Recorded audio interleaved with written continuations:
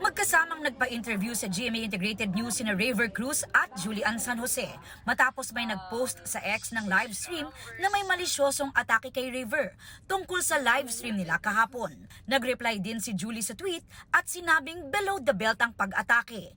Humingi rin ng sorry si Raver sa X sa lahat ng na-offend sa kanyang ikinilos. Playful and happy lang daw talaga siya.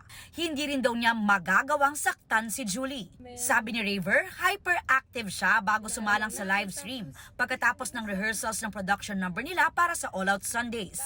Lahat naman na nakakilala sa akin, ganun talaga ako. Pero aaminin ko, and gusto ko na rin humingi ng pasensya sa mga medyo nainis kasi extra hyper talaga ako that day. Sabi naman ni Julie, mababa ang energy niya noon dahil bilang leader ng kanilang team, stress daw siya.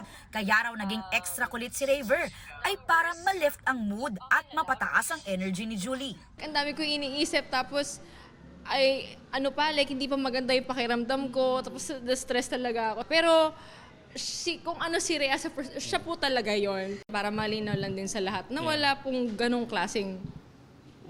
ganun. Hindi naman natin maiwasan na talaga may mga tao na mabibilis talaga mag-judge. Diba?